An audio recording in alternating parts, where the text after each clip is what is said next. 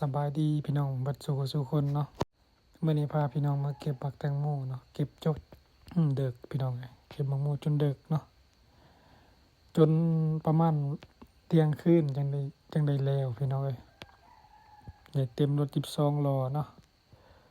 แล้วคลิปหน้าสิมาบอกว่าได้จักบาทได้จักล้านเนาะจนเด็กกันเลยพี่น้อง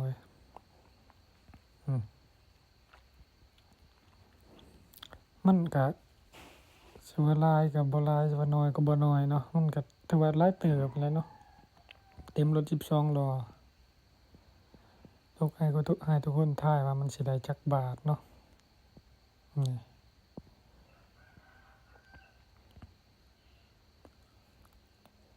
ก็เจ้ามาซอยแล้วทั้งคนเลยนี่จ้างก็เจ้ามาซอยเนาะแต่เช้าจนค่ำจนดึกดื่นก็บ่ได้เช้าเพื่อสิได้ทุกคนลำบากเนาะนี่พาพี่น้องมาเบิ่งบรรยากาศยามกลางคืนเนาะในการเก็บแตงโมของข่อยเด้อพี่น้อง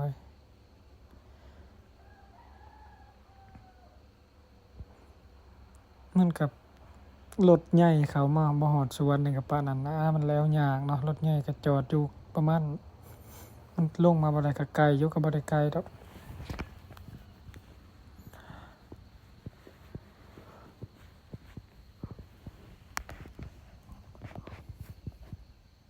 นี่แหละพี่น้องพาพี่น้องมาเก็บแตงโมเนาะยามกลางคืน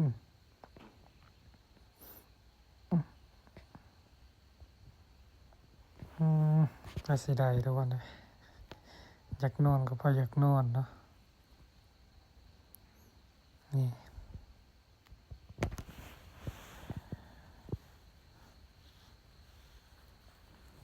มันบ่เลยเนาะก็เจ้าก็อยากไปเอาไปขายต่อก็จะเอาลงปักทางปักเซ่ไปได้ทุกคนเลยเก็บลงไปขายทางปักเซ่พอเนาะได้เต็มรถ12ล้อเนาะทุกคนให้ทุกคนทายว่าสิได้จักบาทเนาะ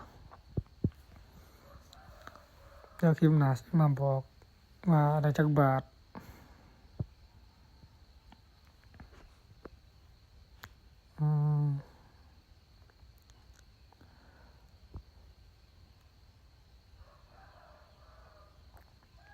เมื่อยขนาดทุกคนเลยเพื่อสิได้จากนอนแห้งกับปานนั้นเนาะอยากนอนก็พออยากนอน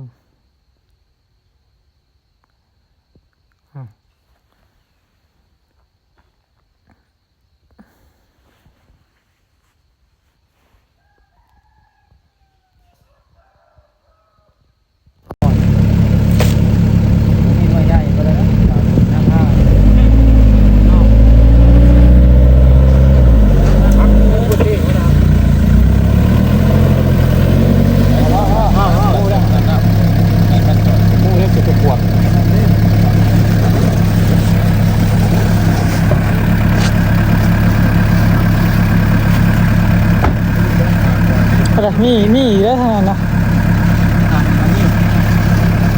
ผ่านที่เราต้องได้บ่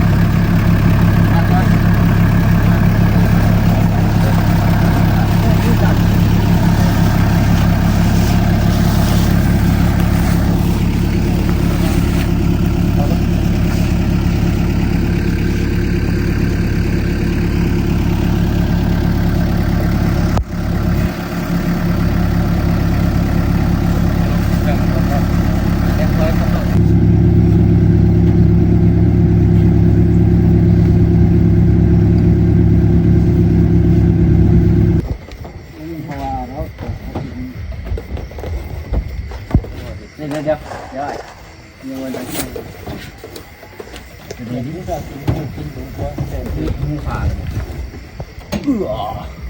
ก็ไปเนี่ยมือขาด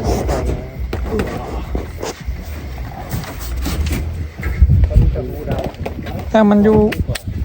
ข้ามเธออะไรกันใช่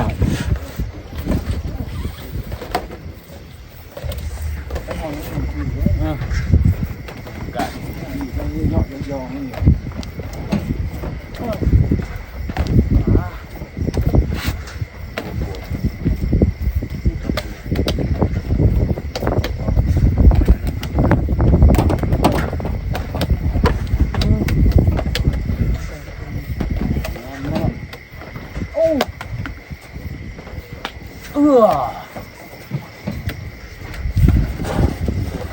ได้